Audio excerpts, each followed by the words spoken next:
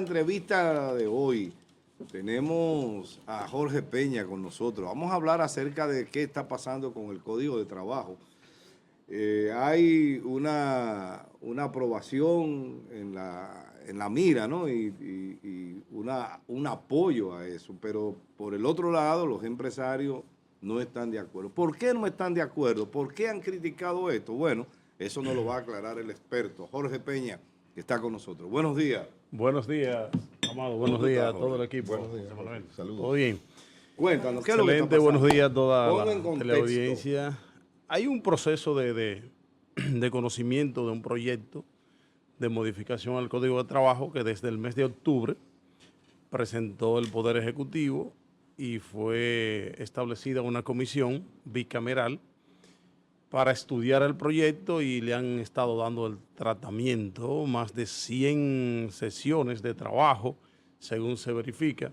Se han estado realizando encuentros con todos los sectores, pero ese proyecto que presentó el Poder Ejecutivo se ha afirmado que era el consenso de los de los que tienen que ver con el sistema, ¿verdad?, laboral de la República Dominicana. Ese es el conjunto tripartito del Estado por un lado, sí, el sector empleador por el otro y el sector trabajador a través de las centrales sindicales, los sindicatos.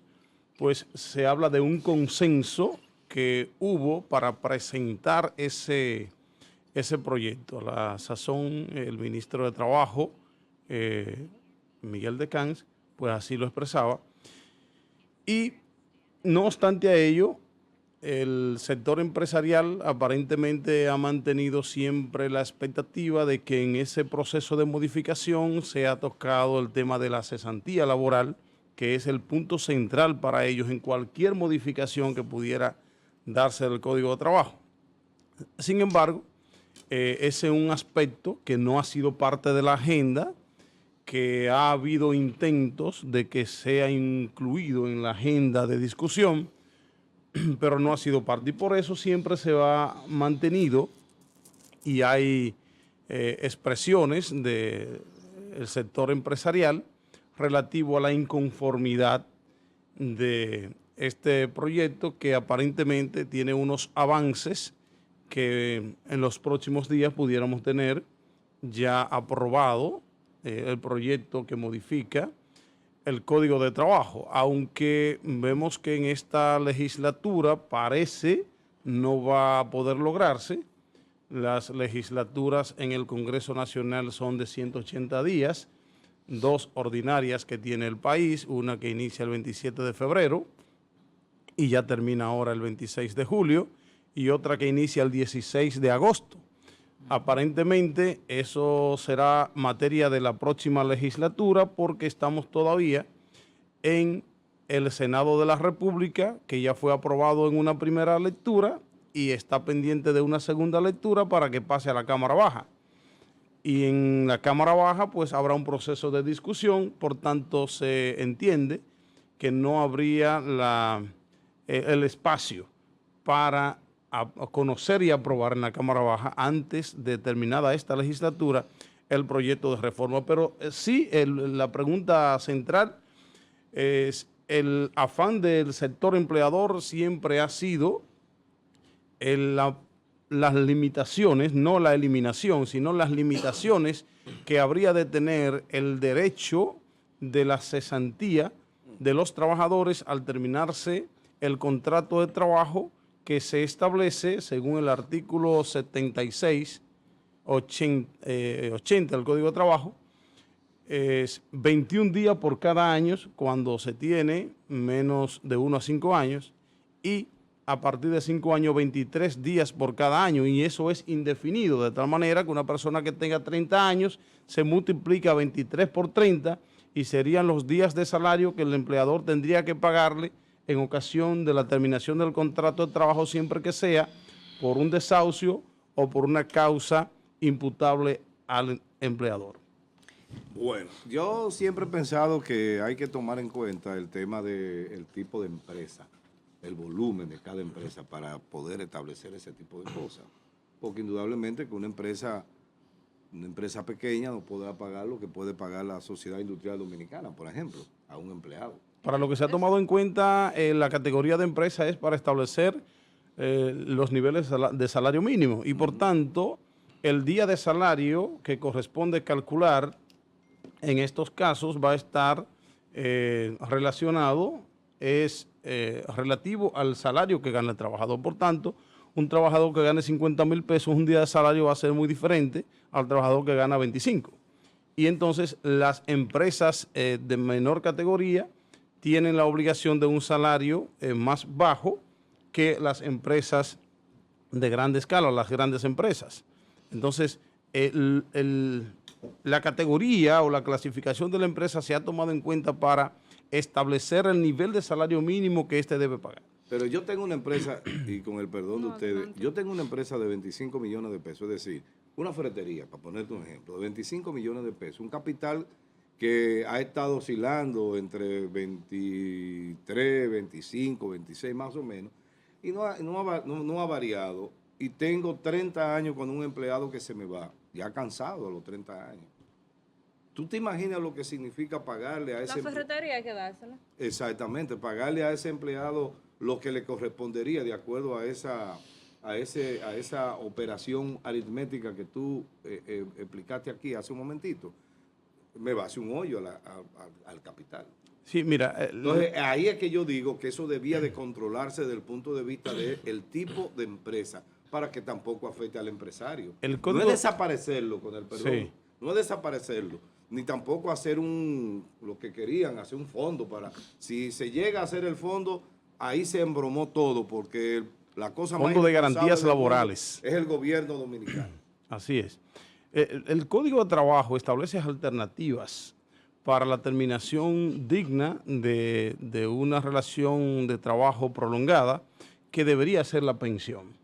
Incluso en esta modificación al Código de Trabajo está contemplada la terminación sin responsabilidad para el empleador por pensión. Y eso viene porque nosotros tenemos un Código de Trabajo de 1992 con 33 años, donde todavía no teníamos una ley de seguridad social, y aún la ley de seguridad social, que es de el año 2003 puesta en vigencia, es desde 2001, puesta en vigencia 2003 para fines de las pensiones. Aún ningún trabajador en la República Dominicana, por el tiempo de las cotizaciones que debe tener trabajando de manera ininterrumpida, permanente, durante todos estos años desde la vigencia de la ley, tiene derecho todavía a una pensión como está contemplado, porque tendría que haber trabajado 30 años de manera consecutiva, y eso es una barbaridad. Pero se contempla ahora, como ya dentro de unos pocos años, ya la mayoría de los trabajadores que tiene esa condición pudiera haber una pensión. Entonces, la terminación del vínculo laboral por causa de una pensión que no está contemplada en el Código de Trabajo ya va a ser un motivo de terminación sin responsabilidad para el empleador. Por tanto, no tiene el empleador que aportarle una liquidación al trabajador, porque ya el sistema de seguridad social se encarga de su pensión. Y además está la modalidad que también se refuerza en esta modificación que va a sufrir el Código de Trabajo, de la terminación por mutuo consentimiento. Incluso aquí se le da mucha fortaleza en este proyecto de modificación a los escenarios de concertación entre el empleador y el trabajador. Y también se amplían las posibilidades de conciliación entre las partes, porque el empleador solo se obliga a pagar prestaciones laborales cuando de su propia y particular decisión se termina la relación de trabajo, por el desahucio, y cuando la relación de trabajo se termina porque le corresponde despedir al trabajador por una falta que esté cometido, no aplica lo de las prestaciones laborales. Y cuando se termina la relación de trabajo, por ejemplo, porque el trabajador renunció, tampoco aplica las prestaciones laborales. Entonces, el empleador tiene la obligación de cumplir con todos los derechos que corresponden al trabajador, porque la violación de algunos de ellos sí da lugar a que un trabajador pueda interponer una dimisión apoyado en la violación de alguno de esos derechos y en función de eso sí corresponde al empleador pagar las prestaciones laborales, la liquidación correspondiente, y eso es lo que más frecuente vemos porque el catálogo de derechos laborales que tiene que cubrir una empresa al trabajador son amplios y en muchas ocasiones las empresas no cubren de manera totalitaria todo y con uno solo, entonces es una brecha para que este trabajador que pudiera tener interés en ya no continuar en el trabajo, entonces tome como fundamento esa causa, esa violación de ese derecho y interponga una dimisión y eso obligaría, mediante un proceso de reclamación ante el tribunal, a que el empleador tenga que pagarle las prestaciones laborales. ¿Cuáles son esos derechos? Es importante que la gente... Desde las vacaciones, el registro en la Seguridad Social y el pago a tiempo de las cotizaciones por el salario que realmente devenga el trabajador. Y lo digo con esos detalles porque ahí se dan muchas situaciones. Por ejemplo, un trabajador que gane 50,000 pesos no puede estar cotizando en la Seguridad Social con 30, 35, 40,000. Entonces hay un fraude al sistema y al trabajador porque la aportación que se hace al sistema de la Seguridad Social, esencialmente en el caso de las pensiones, para el fondo de pensiones, está relacionado con el nivel de cotización que se hace porque es una cuenta de capitalización individual que se va acumulando un fondo en favor del trabajador y ese fondo, mientras más amplio, más significativa sería una posible pensión al final de la vida productiva. Entonces, hay empleadores que caen en la actitud o en el comportamiento fraudulento de registrar y cotizar en favor de un trabajador con un salario inferior a aquel que realmente devengan. Y eso es causa de dimisión. Las vacaciones, la jornada de trabajo, el horario, 8 horas diario, no más de ahí, y si es horas extra deben ser pagadas, y si trabaja horas extra y no se le pagan, igual es causa de dimisión. El tema de las vacaciones, no solo el hecho de que se le pague las vacaciones al trabajador, lo que la ley obliga al empleador es a que el trabajador debe disfrutar 14 días de vacaciones cada vez que cumple un año. En el caso de la modificación al Código de Trabajo, ya cuando un trabajador tiene más de 3 años, viene con 15 días de vacaciones. Es uno de los incrementos que va a sufrir el Código de Trabajo. Perdón, Jorge, tenemos aspectos puntuales para que quede como bien claro. Okay. Puntual. Tenemos el acceso o la eliminación a pago de prestaciones ya cuando un trabajador le corresponde pensión. Sí, correcto. Ese es uno de los elementos que viene en la modificación. Uno de los elementos. ¿Cuáles son los demás aspectos? Porque como nos estaba dando buenas orientaciones, como para que el empleador y el trabajador le quede claro. Esencialmente, y los aspectos más profundos que pudiera traer esta modificación al Código de Trabajo, está enfocado en 4 aspectos. Excelente. Primero, en la regulación del trabajo doméstico, que ahora se le llama trabajadores del hogar, a los que conocemos como trabajadores domésticos. Esto porque en el Código de Trabajo actual están muy limitados los derechos y las regulaciones de este tipo de trabajo. Se amplía y aquí se trata con más dignidad al trabajador del hogar, al trabajador doméstico. Viene también como uno de los elementos esenciales el teletrabajo, la regulación del teletrabajo, que es un aspecto que se activó y se aceleró con el tema de la pandemia y que se ha mantenido en el sistema, en el sistema laboral dominicano, se ha extendido, se ha asimilado, se incorporó en el proyecto de reforma y está regulado en ese proyecto para que el trabajador pueda, o el empleador y el trabajador puedan a distancia concertar relaciones de trabajo y desarrollarlas con una regulación especial que a tales fines corresponde. Está también el incremento de las licencias remuneradas en favor del trabajador. El artículo 54 del Código de Trabajo establece licencia por matrimonio, licencia cuando le nace un hijo al trabajador, de paternidad. O maternidad. Sí, también está la de maternidad, pero aquí se toma en cuenta la de paternidad y también está la licencia cuando a un trabajador se le muere un familiar cercano. Se incrementa en sentido general esas licencias porque se hablaba de días ordinarios, 5 días para el matrimonio, 3 días para cuando se muere un familiar cercano y 2 días para cuando la esposa del trabajador da a luz, de licencia de paternidad. Se incrementa a 4 días la licencia de paternidad y todas, en vez de días ordinarios, serían días laborables. Por tanto, en vez de 5 días ordinarios de matrimonio, serían 5 días laborables, que en ocasiones se convierte hasta en 8, dependiendo de cómo se configure en la semana. Entonces, en ese sentido, se amplían las licencias.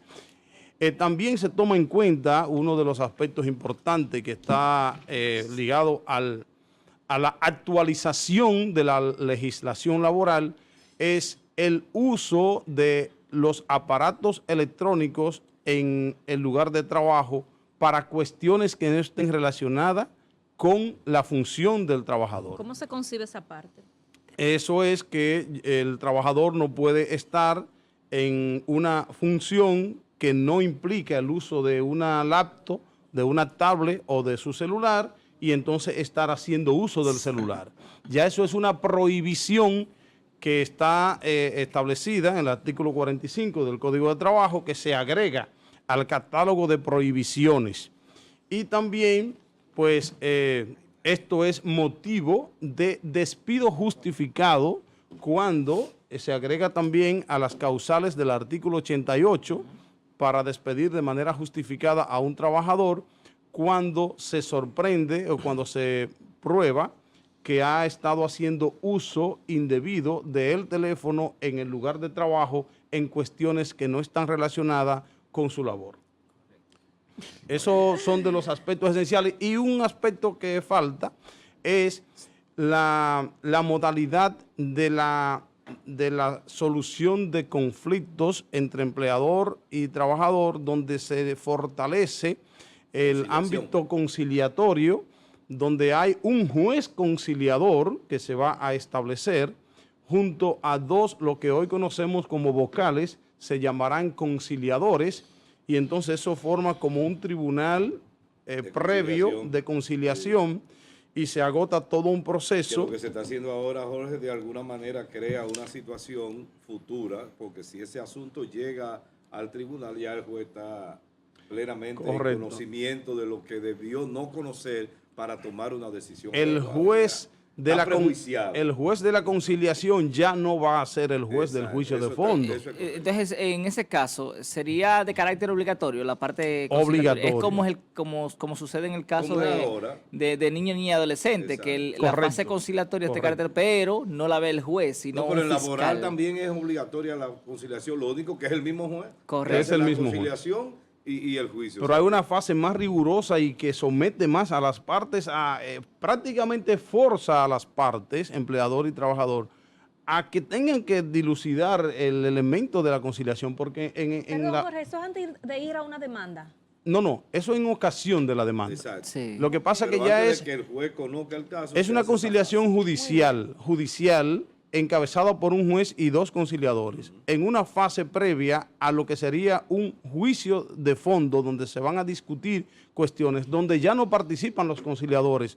Lo que hoy son vocales que acompañan y conforman el tribunal acompañando al juez, ya no estarían presentes en el tribunal en ocasión de un proceso de juicio de fondo, de producción y discusión de pruebas, que es donde se van a discutir y el juez tendrá que tomar una decisión. Siempre se va a estar apostando a que la mayoría de los casos en materia laboral sean resueltos en la fase conciliatoria. Así es, esa es la idea. Así es.